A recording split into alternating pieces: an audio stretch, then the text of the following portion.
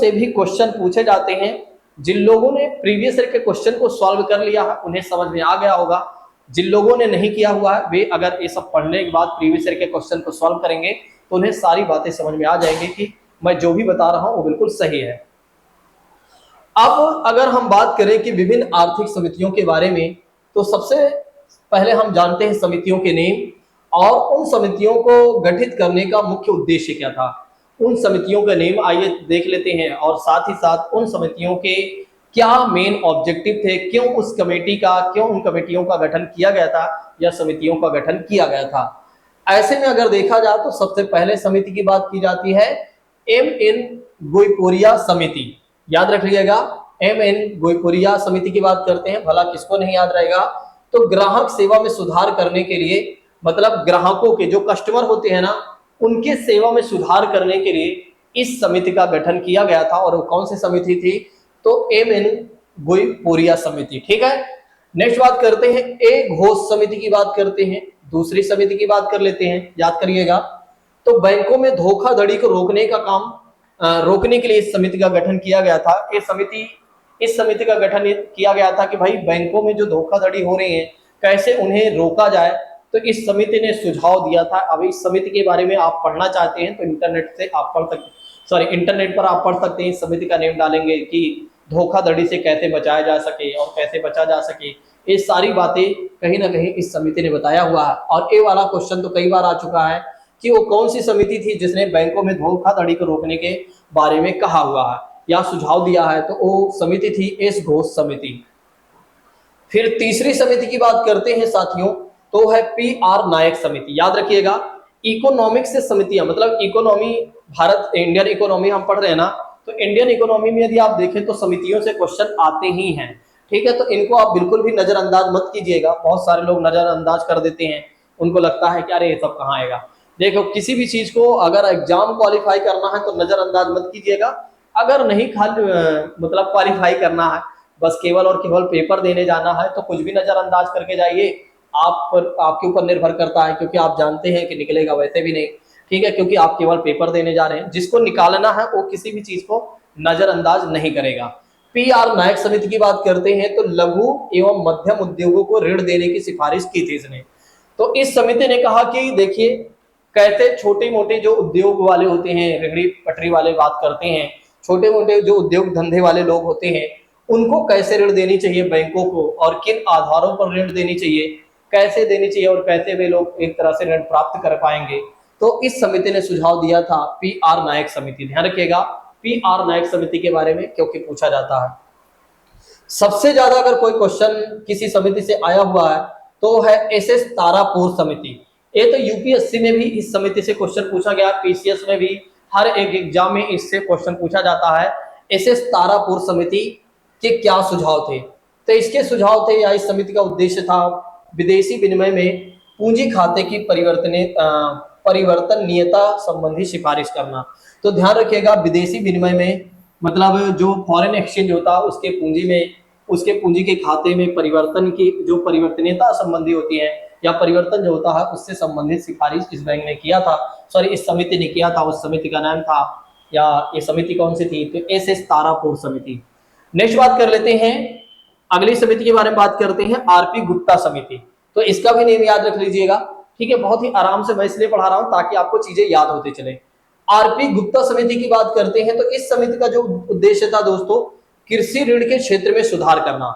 मतलब एग्रीकल्चर के सेक्टर में कैसे ऋण वगैरह देना चाहिए, उसके इम्प्रूवमेंट या रिफॉर्म के लिए इस समिति का गठन किया गया था। वो समिति कौन सी थी? आर.पी. गुप्ता समिति। तो ध्यान रखिएगा, आर.पी. गुप्ता समिति का मुख्य उद्देश्य था कृषि क्षेत्र में या कृषि ऋण के क्षेत्र में सुधार करना। अब अगली समिति के बारे में बात कर लेते हैं दोस्तों। तो अगली समिति है वाई.वी. रेड्डी समिति। वाई.वी. रेड्डी समिति का मुख्य उद्देश्य था छोटी बचतों से जुड़ी व्यवस्था में सुधार करना। याद रखिएगा। नेक्स्ट बात करते हैं दीपक पारिक समिति की बात करते हैं। तो आधिकारिक संरचना में वित्तीय मामलों में सुझाव देना। और दामोदरन समिति की बात करते हैं तो बैंकिंग सेवाओं में सुधार करना।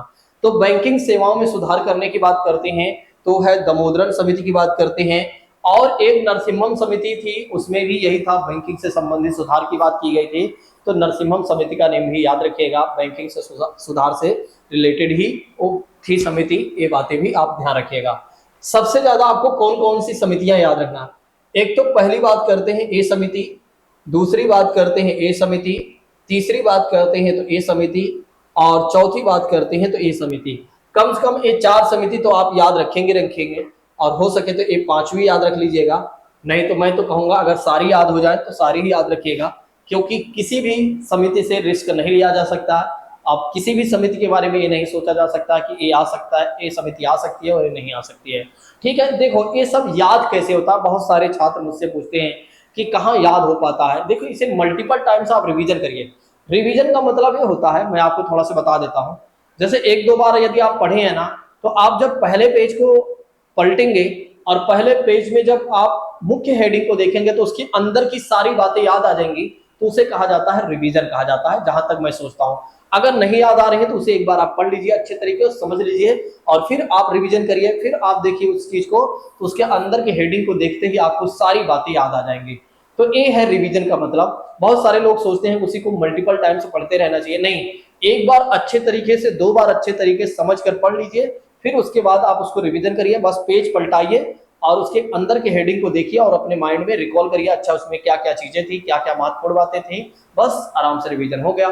ठीक है, इसी को कहा जाता है मल्टीपल टाइम्स रिवीजन। ठीक है, अब हम बात करेंगे भारतीय शेयर बाजार के बारे में, यानी कि शेयर मार्केट के बारे में हम बात करेंगे दोस्तों।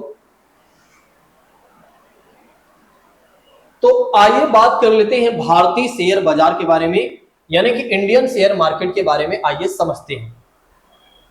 ऐसे में अगर देखा जाए तो शेयरों एवं अंश पत्रों का क्रय विक्रय करने वाले बाजार को क्या कहा जाता है, शेयर बाजार कहा जाता है, यानी कि शेयर मार्केट कहा जाता है। तो शेयर की बात करते हैं, किसे कहा जाता है, जैसे आप किसी कंपनी को खोलिए या खोलना चाहते हैं कोई कंपनी, अब आप सोचिए कि 100 करोड़ रुपए उसमें लगाना है, या मान लो 100 करोड़ बहुत ज्यादा हो गया, हम मान लेते हैं आप कोई कंपनी खोलना चाहते हैं और उसमें 1 करोड़ रुपए की आवश्यकता है। आपके पास केवल और केवल क्या है, 50 करोड़ रुपए है, और 50 करोड़ रुपए आपके पास नहीं है, तो आप क्या करिए, आराम से 50 करोड़ के छोटे छोटे पार्ट में आप शेयर को डिवाइड कर दीजिए, और मतलब लोगों से मांगिए कि भैया ये है हमारी कंपनी, इस कंपनी का मेन ऑब्जेक्टिव ये है, इसको हम इसलिए खोलना चाह रहे हैं, अगर आप इसमें के शेयर खरीदना चाहते हैं खरीद सकते हैं, जितना आप शेयर खरीदेंगे उसी के हिसाब से जो प्रॉफिट होगा, जो नुकसान होगा, उसी के हिसाब से आपको झेलना पड़ेगा। ठीक है, तो बहुत सारे लोग होते हैं, जानते ही हैं कि आपकी कंपनी किस उद्देश्य के लिए खुल रही है, अगर उन्हें उद्देश्य सही लगा कि हाँ इसका सही मेन ऑब्जेक्टिव है, मतलब इसका सही उद्देश्य है और सही उद्देश्य के साथ एक काम करेंगे, अच्छे से काम करेंगे, इससे ज्यादा प्रॉफिट ही आएगा, तो लोग शेयर खरीद लेते हैं। वही जो आप 50% आपका था, 50% आपने शेयर निकाल दिया और लोगों ने खरीदा, वही जो लोग खरीद रहे हैं वही है शेयर है। ठीक है, तो शेयरों या अंश पत्रों का क्रय विक्रय, क्रय मतलब होता है खरीदना, विक्रय मतलब होता है बेचना। ठीक है, तो क्रय का मतलब होता है दोस्तों खरीदना, खरीदना को अंग्रेजी में क्या कहा जाता है, बाई, BUI, और विक्रय का मतलब होता है बेचना, और बेचने को अंग्रेजी में क्या कहा जाता है, सेल कहा जाता है। क्या कहा जाता है, सेल कहा जाता है, जो कि आप जानते ही हैं। ठीक है, चलिए आगे बढ़ते हैं। शेयर बाजार किसे कहा जाता है, समझ में आया कि नहीं। शेयर और शेयरों एवं अंश पत्रों का क्रय विक्रय करने वाले बाजार को क्या कहा गया है, शेयर बाजार कहा गया है। अब आगे हम बढ़ते हैं, बॉम्बे स्टॉक एक्सचेंज, जिसे क्या कहा जाता है, BSE कहा जाता है। क्या कहा जाता है, BSE कहा जाता है। ये वाला क्वेश्चन पूछा जाता है कि BSE मतलब बॉम्बे स्टॉक एक्सचेंज की स्थापना कब हुई थी, तो ध्यान रखिएगा 1875 में, मतलब 1875 में ही BSE बॉम्बे स्टॉक एक्सचेंज की स्थापना हो गई थी। जब भारत देश नहीं आजाद हुआ था उसके पहले ही इसकी स्थापना की गई थी। कहने का मतलब ये है, शेयर मार्केट जो है आज से नहीं चल रही है, बल्कि अगर हमारे देश में यदि आप देखें तो जब भारत में ब्रिटिशर्स का शासन था, ठीक है, जब ब्रिटिशर्स का शासन था तभी से कह सकते हैं शेयर मार्केट आ चुका था हमारे देश में। ठीक है, अब 1875 की बात करते हैं तो कह सकते हैं कि 1857 तक क्या था कि भारत में ईस्ट इंडिया कंपनी का शासन था, और 1857 में विद्रोह होता है मंगल पांडे जी के द्वारा, जिन्हें 8 अप्रैल 1857 को फांसी होती है, और आगे चलकर British east India company sorry मतलब ब्रिटिश सरकार के द्वारा इस विद्रोह को समाप्त किया जाता है। तो जब भारत में ब्रिटिश ईस्ट इंडिया कंपनी का शासन रहता है तो उसके शासन को 1858 में समाप्त कर दिया जाता है।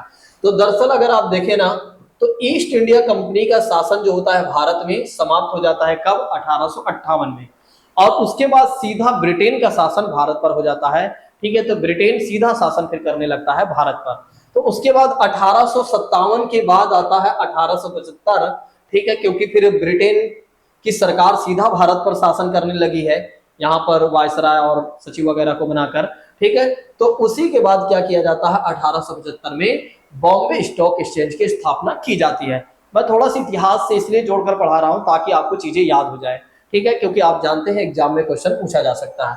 एशिया का सबसे पुराना यदि आप देखें ना तो एशिया का सबसे पुराना स्टॉक एक्सचेंज अगर कोई था तो वो था दोस्तों बॉम्बे स्टॉक एक्सचेंज था, BSE। तो कह सकते हैं हमारे भारत का, यानी कि हमारे भारत का जो बॉम्बे स्टॉक एक्सचेंज है सबसे पुराना है, लेकिन एशिया के अंतर्गत, ध्यान रखिएगा। और जिसे वर्ष 2002 में नाम बदल कर क्या कर दिया जाता है? अच्छा, पहले इसका नेम था स्टॉक एक्सचेंज था, पहले इसका केवल और केवल क्या नाम था? स्टॉक एक्सचेंज था, जो एशिया का सबसे पुराना स्टॉक एक्सचेंज था। और 2002 में एक परिवर्तन किया जाता है और इस परिवर्तन में क्या कहा जाता है कि BSE, पहले क्या था? BS था और इसमें E जोड़ दिया जाता है, बॉम्बे स्टॉक एक्सचेंज कर दिया जाता है। तो अगर आपके एग्जाम में एक प्रश्न पूछ ले कि आप हमें ये बता दीजिए कि BSE का पुराना नेम क्या है, ठीक है, या पुराना नेम क्या था, तो आप बताएंगे बॉम्बे स्टॉक, क्या था? Bombay stock, sorry stock exchange था पहले। एक मिनट, थोड़ा सा मैंने गलत कर दिया, एक मिनट दोस्तों।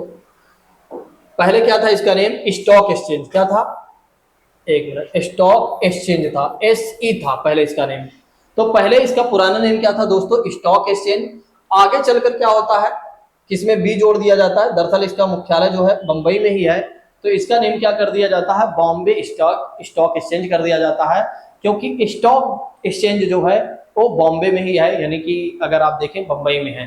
तो इसका पूरा नेम क्या हो जाता है? BSE हो जाता है। तो ये बातें आप ध्यान रखिएगा। सबसे पहले हमने किन बातों पर इसमें फोकस किया कि बॉम्बे स्टॉक एक्सचेंज की बात करते हैं। ठीक है, तो इसकी स्थापना कब हुई थी? तो 1875 में।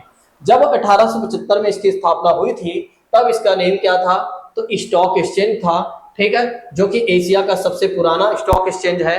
और 2002 में एक परिवर्तन किया जाता है और इसका नाम बदलकर स्टॉक एक्सचेंज से, मतलब SE से क्या कर दिया जाता है? BSE कर दिया जाता है। ध्यान रखिएगा, स्टॉक एक्सचेंज यानी SE से इसका नाम बदलकर क्या कर दिया जाता है? SE कर दिया जाता है।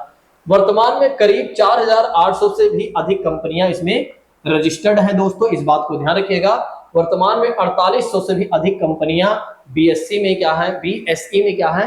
एक तरह से रजिस्टर्ड है। राष्ट्रीय शेयर बाजार की स्थापना जो होती है दोस्तों वो वर्ष 1992 में फेरवानी समिति की सिफारिश पर की गई थी।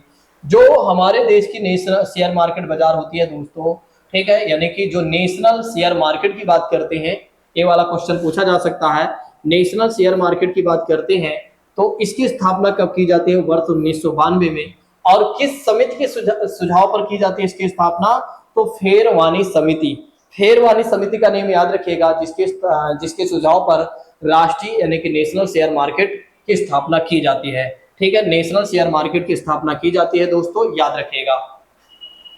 अब हम आगे बढ़ते हैं, थोड़ा से आगे की चीजों को जानते हैं, बस उसमें इतना ही थोड़ा ध्यान रखिएगा। IDB के बारे में बात करते हैं, जिसे भारतीय औद्योगिक विकास बैंक कहा गया है। तो राष्ट्रीय शेयर बाजार का प्रमुख प्रवर्तक यानी कि स्पॉन्सर्ड बैंक माने जाते हैं। तो ये वाला क्वेश्चन भी याद रखिएगा कि जो IDBI बैंक है ना, वो जो है शेयर मार्केट के बारे में अगर आप बात करते हैं, यानी कि जो राष्ट्रीय यानी नेशनल शेयर मार्केट जो है, नेशनल शेयर मैंने नहीं लिखा था, नेशनल शेयर मार्केट का प्रवर्तक यानी कि स्पॉन्सर्ड बैंक है कौन सी? IDBI bank. नेक्स्ट बात करते हैं, वर्ष 1992 में मुंबई में क्या किया जाता? OTCEI की बात करते हैं तो इसकी स्थापना की जाती है। यानी कि over the counter exchange of India. Over the counter exchange of India, OTCEI का नाम याद रखिएगा कि इसकी स्थापना कब की जाती है, तो वर्ष 1992 में।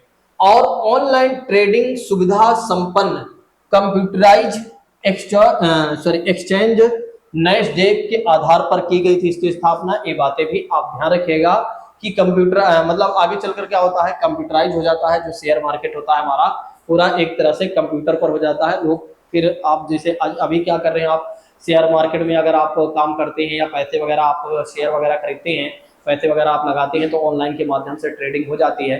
तो ठीक है, तो ध्यान रखिएगा आगे चलकर क्या होता है कि ये भी सुविधा कर दी जाती है, कंप्यूटराइज जिसे कर दिया जाता है। और किसके आधार पर की जाती है दोस्तों, तो ये बातें आप ध्यान रखिएगा, नैस्डैक के आधार पर। किसके आधार पर, नैस्डैक के आधार पर। चलिए नेक्स्ट बात कर लेते हैं, भारत के प्रमुख शेयर मूल्य सूचकांक के बारे में बात कर लेते हैं कि भारत के जो इंपॉर्टेंट शेयर मूल्य सूचकांक है इसके बारे में समझते हैं। BSE और सेंसेक्स की बात करते हैं तो यह मुंबई स्टॉक एक्सचेंज का संवेदी शेयर सूचकांक है और इसका जो आधार वर्ष है 1978 से 1989 है और इसमें 30 प्रमुख शेयर का प्रतिनिधित्व दिया गया है, यानी 30 प्रमुख शेयरों का इसमें प्रतिनिधित्व है। या एक क्या करता है, 30 प्रमुख शेयरों का क्या करता है, या 30 प्रमुख कंपनियों के शेयरों का, प्रमुख कंपनियां कह सकते हैं कि 30 प्रमुख कंपनियों के शेयरों का यह प्रतिनिधित्व करता है। दोस्तों कौन है, BSE सेंसेक्स। NSE 50 की बात करते हैं तो इसमें 50 कंपनियां होंगी, ठीक है, इसमें 50 रजिस्टर्ड कंपनियां होंगी लगभग अगर आप देखेंगे, ठीक है। तो राष्ट्रीय स्टॉक एक्सचेंज NSE की बात करते हैं तो इसका नाम आगे चलकर क्या किया जाता है, बदल दिया जाता है। ये बातें भी ध्यान रखिएगा कि जो NSE है, नेशनल स्टॉक एक्सचेंज की बात करते हैं, राष्ट्रीय स्टॉक एक्सचेंज की बात करते हैं, तो इसमें 50 कंपनियों को रजिस्टर्ड किया गया, 50 मुख्य कंपनियां हैं, जिसका नाम बदल दिया जाता है आगे चलकर S और $PCNX और निफ्टी रख दिया जाता है। ध्यान रखिएगा इसका नेम आगे चलकर बदल दिया जाता है, किसका, NSE का नाम, NSE सूचकांक का नाम बदलकर $PCNX निफ्टी कर दिया जाता है। दोस्तों ये बातें भी ध्यान रखिएगा। अगर आप इन सब चीजों को और अच्छा समझना चाहते हैं ना, तो मैं आगे चलकर इकोनॉमी की क्लास लेकर आऊंगा सिविल सर्विसेज के छात्रों को, तो वहां पर बहुत अच्छे तरीके से समझाऊंगा और शेयर मार्केट के बारे में आपको इतनी अच्छी जानकारी हो जाएगी कि अगर आप स्वयं चाहेंगे तो ट्रेडिंग आप स्वयं कर सकेंगे आराम से। आप स्वयं शेयर मार्केट में अपना पैसा वैसा लगाना चाहेंगे तो आप लगा सकेंगे, ठीक है। तो आप ये मत सोचिएगा कि मैं यहाँ ज्यादा जानकारी नहीं दे रहा हूँ, तो इसलिए मैं नहीं दे रहा हूँ क्योंकि या यहाँ थोड़ा बहुत कम समझ में आ रहा होगा, तो आप चिंता मत करिएगा। मैं यहाँ पर ज्यादा जानकारी इसलिए नहीं दे रहा हूँ क्योंकि आपके अकॉर्डिंग, आपके एग्जाम के अकॉर्डिंग यदि आप देखें तो इतना ही पूछा जाएगा, अगर पूछा जाएगा तो नहीं पूछा जाएगा। हाँ, यहाँ से क्वेश्चन तो आता ही है जिसका नेम याद रखिएगा, इनके बारे में कि विश्व के प्रमुख शेयर बाजार जो है उनके सूचकांक के अलग अलग नेम है। दरअसल क्या, हर देश के अपने अपने उनके जो हर देश के क्या है सूचकांक होते हैं शेयर बाजार के, उनके अपने अपने नेम हैं। जैसा कि बात करते हैं निक्की की बात करते हैं तो टोक्यो जापान के स्टॉक एक्सचेंज का मतलब शेयर मूल्य का सूचकांक का नेम क्या है, तो दोस्तों वो है निक्की। और हांगकांग के बारे में बात करते हैं तो इसके शेयर मूल्य सूचकांक का नेम क्या है, तो वो है होंगसांग सेंग। और न्यूयॉर्क की बात करते हैं डो जोन्स, और USA की बात करते हैं नैस्डैक, जिसके आधार पर भारत का, अभी मैंने बताया था ना, जिसके आधार पर क्या किया गया था, NSE का, यानी कि इसका नाम बदलकर, कहाँ चला गया यार, जो आपका OTCI है उसके स्थापना की जाती है और इसे ऑनलाइन ट्रेडिंग की सुविधा प्रदान की जाती है। तो ये जो हमारा नैस्डैक की बात कर रहे हैं, नैस्डैक के आधार पर इसे कंप्यूटराइज किया जाता है दोस्तों। वो USA के जो मतलब एक तरह से शेयर बाजार है जो शेयर मार्केट जो है उसी के आधार पर की जाती है, ठीक है, नैस्डैक के आधार पर। फिर ताइवान के शेयर मार्केट की बात करते हैं तो उसे क्या कहा गया, तेन कहा गया है। और चीन के शेयर मार्केट को क्या कहा गया, संघाई कॉम कहा गया। तो टोक्यो के शेयर मार्केट की बात करते हैं तो उसका नेम क्या है, तो ध्यान रखिएगा निक्की। हांगकांग की बात करते हैं तो हांग सेंग है। न्यूयॉर्क के शेयर मार्केट की बात करते हैं तो डो जोन्स है। USA की बात करते हैं तो नैस्डैक है। और ताइवान की बात करते हैं तेन है। और चीन की बात करते हैं संघाई कॉम है, ठीक है, याद रखिएगा। चलिए नेक्स्ट बात कर लेते हैं लंदन की बात करते हैं तो लंदन के शेयर मार्केट के FTSE 100 है। कनाडा की बात करते हैं S&P है। सिंगापुर की बात करते हैं तो सीमेक्स स्टेट्स टाइम्स है। और ब्राजील की बात करते हैं तो बोवेस्या है। ठीक है, याद रखना चाहें तो रख सकते हैं, नहीं तो एक बार नजर में याद रख लीजिए, बहुत है। आगे की क्लास में हम बात करेंगे भारत में टैक्सेशन सिस्टम कहते हैं। आज की क्लास में आपने देखा कि हमने बहुत सारी चीजें आपको समझाया और बहुत ही अच्छे तरीके से हमने आपको समझाने का प्रयास किया। अच्छा, कुछ बातें हो सकता है आपको ना समझ में आई हो तो एक बार आप कमेंट करके बता दीजिएगा, तो मैं उसे आगे जो आने वाली क्लास है ना उसमें मैं आपको बता दूंगा। दरअसल मैं यहाँ ज़्यादा एक्सप्लेन इसलिए नहीं कर रहा हूँ क्योंकि अगर मैं चीज़ों को ज़्यादा एक्सप्लेन करने लगूंगा तो 20 से 30 क्लास बन जाएगी, और जिसकी वजह से फिर आप कहेंगे कि क्लास ज़्यादा आप बना दिए हो। ठीक है, और फिर सिलेबस भी कंप्लीट टाइम पर नहीं होगा, इसलिए मैं इसमें उतनी ही जानकारी दे रहा हूँ जितना आपके एग्जाम के लिए महत्वपूर्ण है। ठीक है, तो आप देखिए कि ये सारी बातें हमने आपको बताया। फिर उसके बाद हमने आपको बताया कि नाबार्ड की स्थापना की जाती है, किस समिति के आधार पर हेडक्वार्टर, इसकी स्थापना कब की गई। फिर उसके बाद हमने आपको बताया कि कैसे भारतीय महिला बैंक की स्थापना कब की जाती है, पहली महिला डायरेक्टर कौन होती हैं इसकी। फिर उसके बाद हमने आपको बताया कैसे 2017 में इसे भारतीय स्टेट बैंक के साथ विलय कर दिया जाता है।